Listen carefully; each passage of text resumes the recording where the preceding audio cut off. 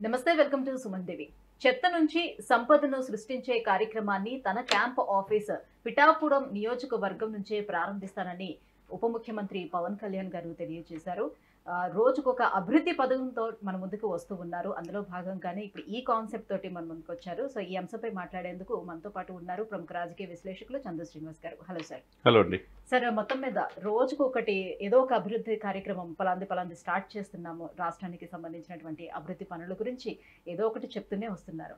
So ఇప్పుడు కొత్తగా ఈ చెత్త నుంచి కూడా సంపదని సృష్టించాలి అనే ఒక నూతన థాట్ తోటి వచ్చారు. సో ఆల్రెడీ ఢిల్లీ అలాంటి పరిసర ప్రాంతాల్లో జరుగుతూనే ఉన్నాయి. సో అలాంటిది ఇక్కడ కూడా జరగాలి అని తీసుకున్నారు. ఏంటి, ఎలా చేద్దామని అనుకుంటున్నారు? డెఫినెట్గా అంటే మీరు అన్నట్టుగా ప్రతి రోజు ఒక్కొక్క శాఖలతో ఆయన పనితీరు మనం చూస్తూ ఉన్నాం. అంటే ఏపీ మొత్తం ప్రక్షాళనకి నాంది పలుకుతున్నారు పవన్ కళ్యాణ్ గారు అనుకోవాలి. అది డిప్యూటీ సీఎం గారు ఒకవైపు, పవన్ కళ్యాణ్ గారు ఒకవైపు సరిసమానంగా వర్క్ డిస్ట్రిబ్యూషన్ చేసుకుంటున్నారు. ప్రతి శాఖలోనూ అవినీతిని వెలికితీస్తున్నారు, ప్రక్షాళనకు నాంది పలుకుతారు. ఆ దిశలో భాగంగా గత నెల రోజుల నుంచి మనం చూస్తూ ఉన్నాం. ఇప్పుడు మీరు అన్నట్టు చెత్తని మనం వేస్ట్ అనుకున్న చెత్త ద్వారా కూడా నెలకి 200 ఆ చెత్తని సేకరిస్తే దాన్ని రీసైక్లింగ్ చేసుకుంటూ ఉంటే దాన్ని చెత్త ద్వారా విద్యుత్ చేయొచ్చు, పలు రకాలుగా ఉపయోగించుకోవచ్చు. దాన్ని రీసైక్లింగ్ చేసుకుంటే నెలకి 220 కోట్లు, అంటే సంవత్సరానికి 2642 కోట్లు ఆదాయం వస్తుందని కూడా అధికారులతో మాట్లాడిన తర్వాత చెప్పగలిగారు. దాన్ని బేస్ చేసుకుంటే మొత్తం దాదాపుగా 2,42,000 మందికి ఉపాధి కూడా కల్పించవచ్చు అంటారు. అంటే చూస్తుంటే కాన్సెప్ట్ మెయిన్ గా ఉపాధి అవకాశాలు ఎలా కల్పించాలి అనే దానిపైన దృష్టి సారించినట్టు కనిపిస్తుంది. డెఫినెట్గా అండి. సాలిడ్ వేస్ట్ మేనేజ్మెంట్ అనేది ఒక రామ్కీ సంస్థలు ఇప్పుడు తెలంగాణలో కూడా చేస్తుంటారు. ఈ చెత్తనంతా సేకరించి వేరే రీసైక్లింగ్ చేయటం, విద్యుత్తుకు ఉపయోగించుకోవటం అవన్నీ కూడా. దాన్ని ఆదాయ వనరుగా కూడా చేసుకునే మార్గాలు ఉన్నాయి ఇతర దేశాల నుంచి టెక్నాలజీ తీసుకొని. ఇప్పుడు ఢిల్లీలో కూడా అత్యంత కలుషిత నగరం అవుతుంది. ఢిల్లీలో ఉన్న 4 కూడల్లో ఉన్న చెత్తను తీసుకెళ్ళి ఒక డంప్ చేసి దాని ద్వారా రీసైక్లింగ్, విద్యుత్ ఉత్పత్తి చేయడం అలాంటివి చేస్తూ ఉన్నారు. అంటే దాన్ని ప్రజా ఉపయోగంగా తీర్చిదిద్దటం.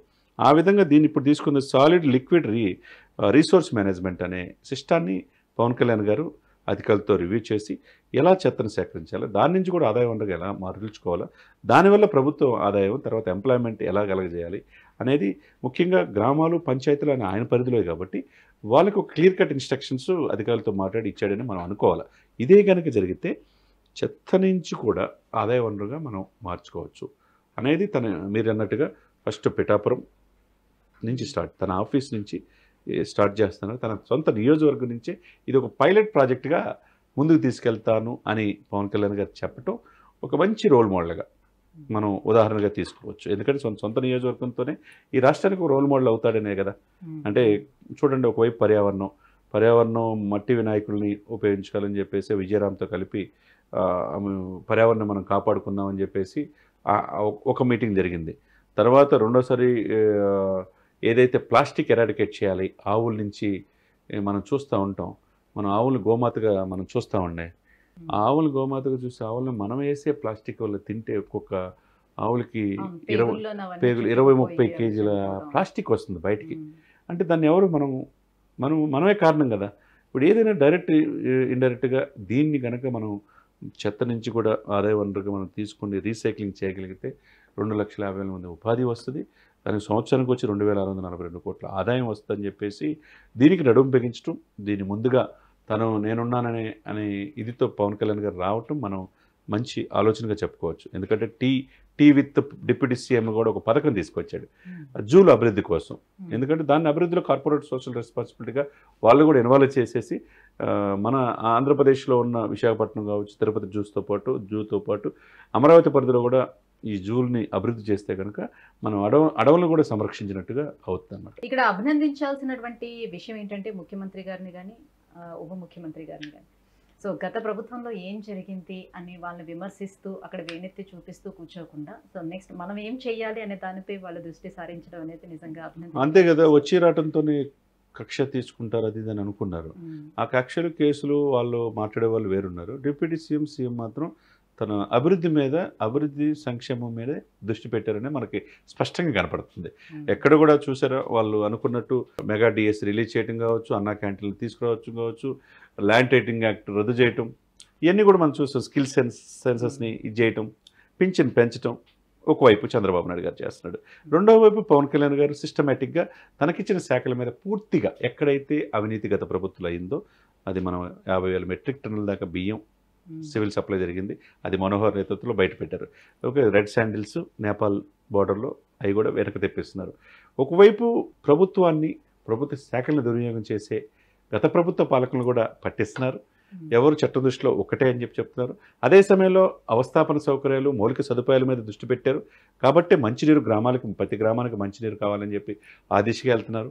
తర్వాత ప్రకృతిని కాపాడుకోవాలి, పర్యావరణం మనం కాపాడుకోవాలనే భాగంగా చెత్తను కూడా ఏ విధంగా రీసైక్లింగ్ చేసి ఆదాయం తెచ్చుకోవాలని అధికారులు తెలివి చేయడం, ఇవన్నీ చూస్తూ ఉంటే ఒక అద్భుతమైన పాలన ఆంధ్రప్రదేశ్లో రాబోతుంది, కనపడుతుంది అనేది ప్రజలు అనుకుంటున్నారు. రైట్. మరోవైపు ఈ సముద్ర తీర ప్రాంతాలు ఏవైతే ఉన్నాయో ఆ తీర ప్రాంతాలు ఏవైతే కోతకు గురవుతున్నాయో, సో దానికి సంబంధించి కూడా NCCR రూపొందించినటువంటి ఒక ప్రణాళికను కూడా విడుదల చేశారు. దానిపైన కూడా దృష్టి సారించబోతున్నారు. మొదటగా ఉప్పాడ నుంచి, సో తను ఉన్నటువంటి నియోజకవర్గం అంతే కదండి, తీర ప్రాంతం ఉప్పాడ నుంచే స్టార్ట్ చేస్తున్నారు. ఉప్పెన సినిమా కూడా ఉప్పాడలోనే జరిగింది.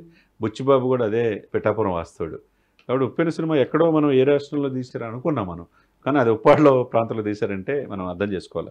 అది మెరీనా బీచ్ తలదన్నే విధంగా ఉప్పాడ బీచ్ని తీర్చిదిద్దాలని మెరైన్ అధికారులతో మాట్లాడి ఎందుకు కోతకు గురవుతుంది, దానికి గోడ కట్టాలా, దాన్ని ఏ విధంగా సముద్ర తీర ప్రాంతాన్ని రక్షించుకోవాలి, అత్యంత అధునాతనమైన ఇదిగా దీన్ని ఒక టూరిస్ట్ హబ్గా ఎలా తయారు చేయాలనేది, ఉప్పాడిని ఈ దేశానికి రోడ్ మోడల్గా తీర్చిదిద్దానని చెప్పేసి సాక్షాత్తు పవన్ కళ్యాణ్ గారు చెప్పారు. ఆ విధంగా టూరిజం అధికారులు ఒకవైపు మెరైన్ అధికారులతో అందరితో మాట్లాడుతున్నారు. అదేవిధంగా టూరిజం అభివృద్ధి చేయడానికి టెంపుల్ టౌన్ ప్రాజెక్టుగా పిఠాపురాన్ని ఆధ్యాత్మిక నగరంగా ఆంధ్ర కాశీ అని ఇప్పటికే పిలుస్తున్నారు. ఇప్పుడు ఆయన పిఠాపురం ఎమ్మెల్యే కాబట్టి ఆధ్యాత్మిక నగరంగా కూడా పిఠాపురాన్ని తీర్చిదిద్దుతారు. సో మొత్తం మీద ఒక్కొక్కటిగా ఒక్కొక్క అభివృద్ధి కార్యక్రమాన్ని వీలైనంత తొందరగా సో రాష్ట్రాన్ని అభివృద్ధి పదంలోకి తీసుకురావాలి, ఈ రాష్ట్ర రూపురేఖల్ని మార్చాలి అనే ప్రయత్నంతో ముఖ్యమంత్రి ఉప ముఖ్యమంత్రి ఇద్దరు కూడా నడుస్తున్నారు. డెఫినెట్గా చేస్తారు. వాళ్ళిద్దరిని కూడా మనం అభినందించాలి. Thank you so much sir, ఈ అంశంపై మీ విశ్లేషణ అందించినందుకు. సుమన్ టీవీలో మీ పర్సనల్ అండ్ బిజినెస్ ప్రమోషన్స్ కోసం కింది నెంబర్కి కాంటాక్ట్ చేయండి.